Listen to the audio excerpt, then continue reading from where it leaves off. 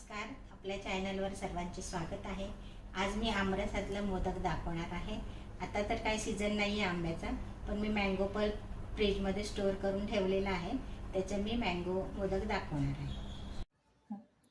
आता आपण मँगो मोदकसाठी आहे ना, ह्या हापूस आंब्याचं मी स्टोरेज करून ठेवलेलं फ्रीजमध्ये। हे गणपतीत वगैरे आपल्याला वापरता येतं। थोडीशी साखर आणि ह्या फोडी असं करून मी स्टोरेज करून ठेवते भरपूर, नंतर आपल्याला वापरता येतं। तेच आता मी मँगो मोदक करण्यासाठी वापरणार आहे। तुम्हाला हवा असल्यास तुम्ही बाजारात जो मिळतो ना मँगो पल्प, तोही आणू शकता, पण हे आपण घरी सुद्धा स्टोरेज छानपैकी करू शकतो। आता आज मी आंब्याचे उकडीचे मोदक दाखवणार आहे। त्यासाठी साहित्य आहे तांदळाचं पीठ।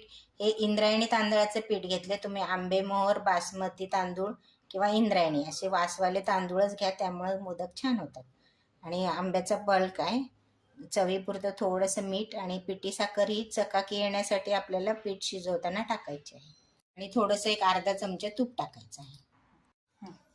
आता आपण सारणासाठी लागणारं साहित्य आहे 1 वाटी खोबरं, 1 वाटी गूळ, तूप, खसखस आणि वेलची जायफळ पावडर। आता ह्याला कोणी कोणी साखर पण वापरतं, पण गुळाने टेस्ट छान येते। आणि ह्या सारणामध्ये आपण 2-3 प्रकारचे मोदक करू शकतो। उकडीचे मोदक, मँगो मोदक, तळणीचे मोदक। आता हे मँगो जे आहे तो आपण मिक्सरमध्ये फिरवून घेऊया। आता हे आंब्याचा पल्प आहे तो आपण मिक्सरमध्ये बारीक करून घेतलेला आहे। आता आपण पॅनमध्ये खसखस भाजून घ्यायची आहे सारणासाठी, आणि थोडीशी भाजली की मिक्सरवर थोडी बारीक करून घ्यायची, म्हणजे मग वास छान येतो त्याला।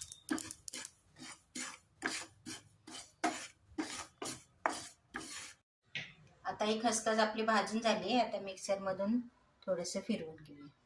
ही खसखस वाटून झालेली आहे।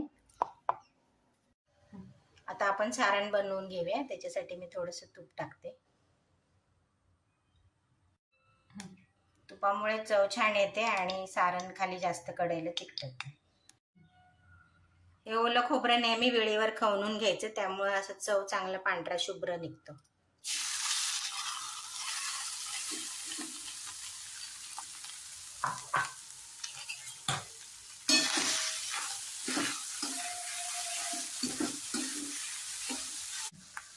आता ही गुळाची पावडर टाकते मी। आता माझ्याकडे गुळाची पावडर आहे, तुम्ही गुळ खिसून घेतला तरी चालेल। आता हे सारणामध्ये गुळ टाकल्यावर जरा पाणी सुटतं। आता हे जरा सुकून द्यायचं। एकदम पण सुक्कं नाही करायचं आणि एकदम पण ओलं ठेवायचं नाही।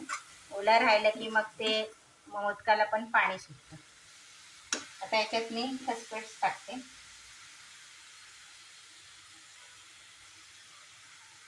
वेलची पावडर आणि जायफळ पावडर।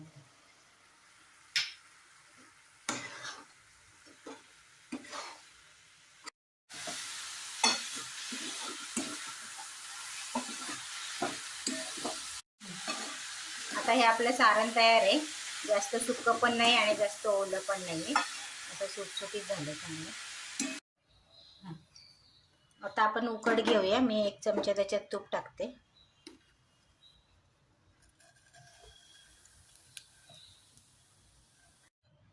आता याच्यात आपण मँगो पल्प टाकूया।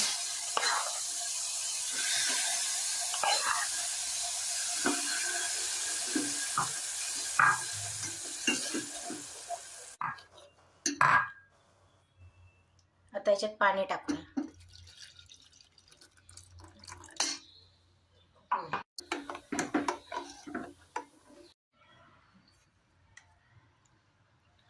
थोडंसं मीठ टाकूया चवीपुरतं। आपण झाकण ठेवून उकळी आणूया।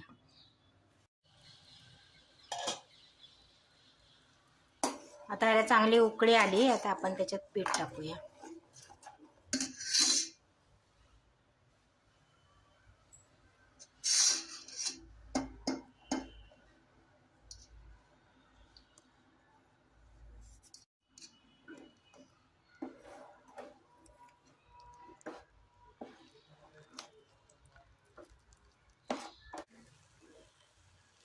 आता हे मिक्स करताना सुद्धा आंब्याचा खूप छान वास येतोय, आणि कलर पण बघा किती छान आलाय। हा आंब्याचा नॅचरल कलर आहे, याला कुठलाही दुसरा कलर वगैरे टाकायची गरज नाही. आता मी गॅस बंद केलाय आणि हे 2-3 मिनिटं आपण असं झाकून ठेवूया. 2-3 मिनिटं झालेत. आता आपण पीठ मळून घेऊया आणि गरम असल्यामुळे आपण पेल्याने मळू त्याला.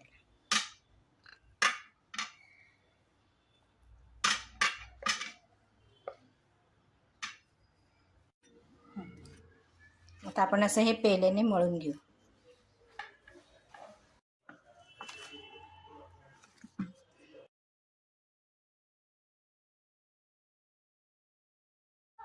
आता या साच्याला मी तेल लावून घेतले.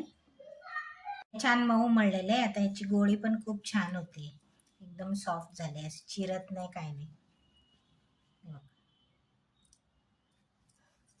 आता आपण या साच्यामध्ये टाकून मोदक करूया.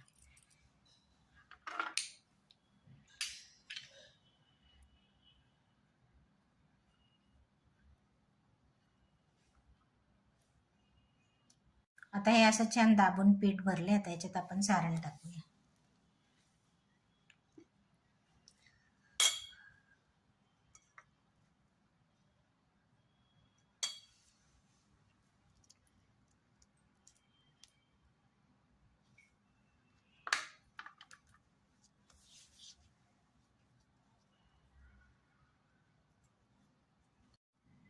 आता हे असं चपटं गोल करून याला पॅक करायचं आपल्याला.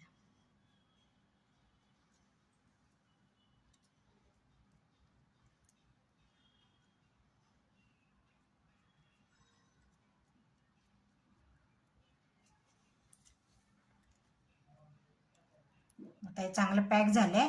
आता माझा नातू ईशांश आता हे ओपन करणार.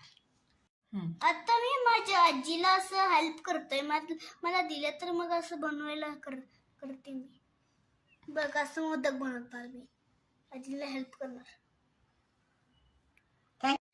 हे मँगो मोदक मला खूप आवडतात आणि मी माझ्या आजीला दररोज हेल्प करतात प्रत्येक व्हिडिओला.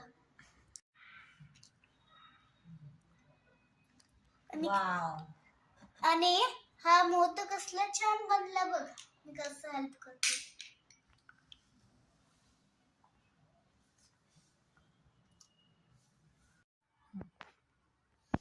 आता आपले हे मोदक तयार आहेत बनवून. आता आपण ह्याला खाली तेल लावून चाळणीत ठेवूया आणि मग उकडून घेऊ. हळदीच्या पाण्यात पण ठेवल्यानंतर छान उकडले जातात. त्यांना हळदीच्या पाण्याचा वास येतो. कोणी कोणी ओलं कापड करून ठेवतं आणि त्याच्यात मोदक ठेवतात, आणि कोणी कोणी असं तेल लावून खाली चिटकू नये म्हणून तेल लावायचं.